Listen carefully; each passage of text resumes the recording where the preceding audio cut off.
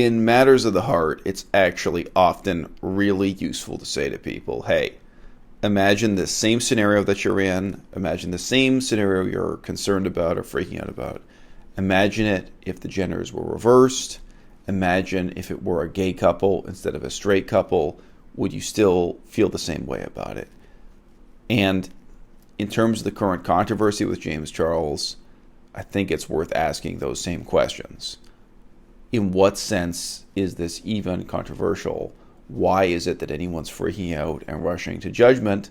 And then beyond that judgment, this kind of harsh condemnation. If James Charles is an idiot, why don't you people admit to yourselves that you love him because he's an idiot? Like, what were you tuning in for? His opinion about history, politics, and philosophy? What, because he was hardworking and sober and smart? I mean, come on. It's a very strange story. To me, the strangest element of it is seeing people line up to pass moral judgment on this 19-year-old. And when you get to the end of their judgment, they have nothing to say. There's no moral to the story. There's no conclusion. And I'm left wondering what motivated any of this, aside from, of course, the hollow pursuit of fame. I remember in Thailand, a woman complained to me about the behavior of a particular pair of heterosexual men.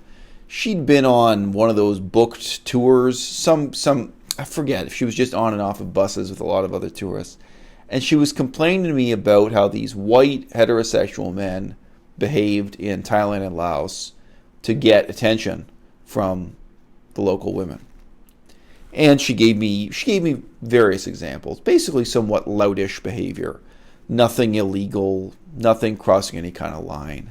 One of the examples that really upset her, that really, pissed her off, was just of a guy and his friend sitting down at a table, and they didn't speak the local language, and just gesturing to two other women who were eating lunch at a different table, gesturing to these women to come over and sit at the table with them and eat lunch with them.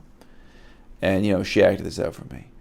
And among the things I had to say to her was, well, this kind of behavior you're complaining about, you only know how often it fails. What you don't know is how often it succeeds. Like this guy who sat down in a restaurant and just gestured for these women to come over and sit with him. How many times do you think he's done that? And the women actually came over and joined him. Like, this kind of behavior doesn't exist in a vacuum. To some extent, it's encouraged. Now, the kind of behavior we've seen from James Charles, we've seen him flirting with men and getting rejected. And suddenly the whole world wants to judge and condemn him for that. Do you think he was always getting rejected? Do you think he wasn't successful one time out of 10 or one time out of 100 enough to be encouraged? Maybe it was a lot more often than one time out of 100. And thus, from his perspective, what you see as bad behavior might not really be so bad. I believe 2 of the replies now from heterosexual men who were flirted with, James Charles made some advance towards, 2 of them have come forward and narrated their own perspective, and they said that at the time this happened, they weren't necessarily convinced themselves that they were so heterosexual, that they thought they were to some extent bisexual or bi-curious, and they indicated this to James Charles. Well, again, imagine if the genders were different. Imagine if it's a man pursuing a woman or a woman pursuing a man. If somebody gets that kind of signal, I wouldn't even call it a mixed signal, gets this kind of positive signal, and then responds to it, there are a lot of people where, when it comes to matters of the heart, if you open the door just a crack, they're going to stick their foot in that door. They're going to say, wait, you opened the door a crack. You're a little bit interested, and I know I'm here letting you know that I'm a lot interested. There was a situation at a university where I was a student where one of the professors was a heterosexual male, was constantly behaving in a manner that was inappropriate and flirtatious with the women around him. I guess they were always younger women. I didn't know of any examples where it was a woman the same age as himself or older.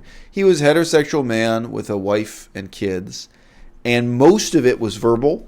But sure, I've seen him put his arm around a female student, put his arm around a woman. Some of it had to do with gestures and to some extent touching, but not anything that would be in a really obvious, easy sense over the line. But he was pushing the line all the time. And so I remember I was discussing this with another professor, several professors in the room at once, because there's a problem. Everybody knew about it. Everybody knew about it. Several times there had been complaints, and nobody knew what to do about this professor who was at least pushing the limits, if not breaking the limits of decency here.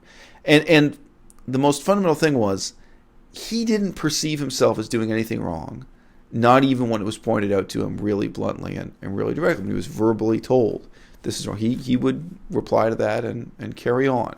He refused to see himself as being in the wrong in any way. Anyway, I was sitting and talking about this with some other professors. Then there was two professors in the room.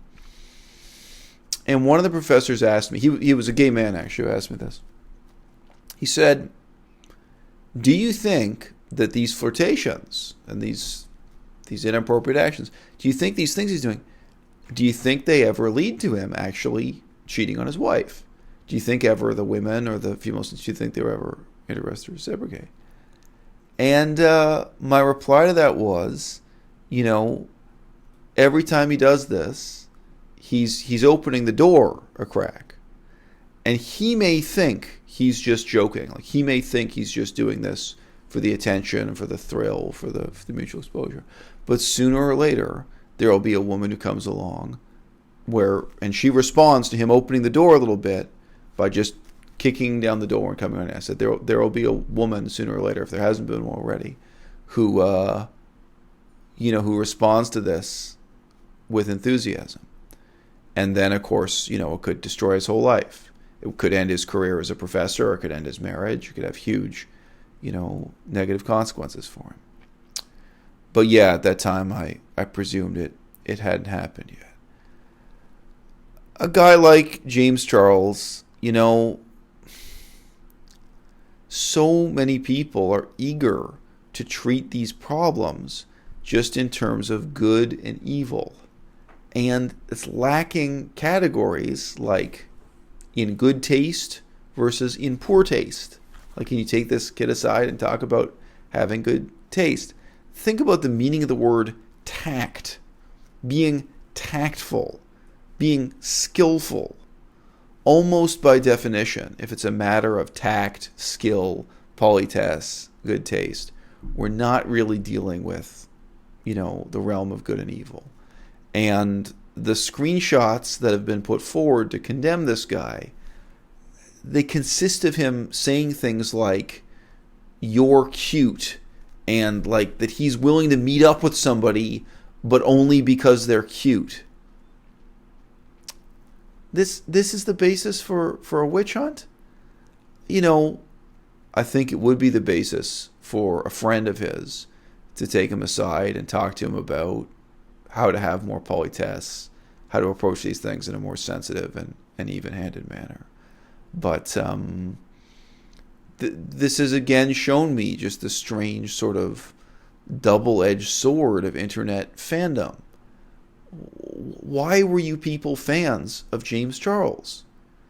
Because he was a somewhat salacious, stupid, flirty personality on the internet.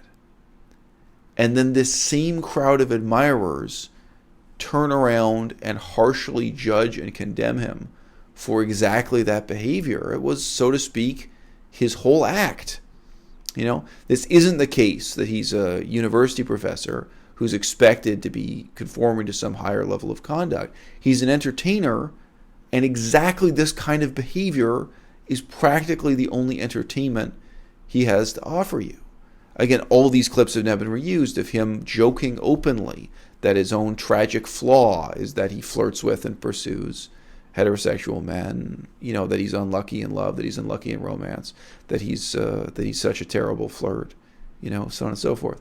And I can only assume that the psychology of the audience is ultimately one of self-hatred, that they sink so many hours into this stupidity and they have a repressed sense of self-loathing, ultimately because their fandom forces them to confront the fact that they are the kind of person who finds this entertaining or perhaps even erotic. And then it's maybe easier for them to act out that strange feeling through the condemnation of the very person they used to idolize for this same behavior they now suddenly judge to be immoral.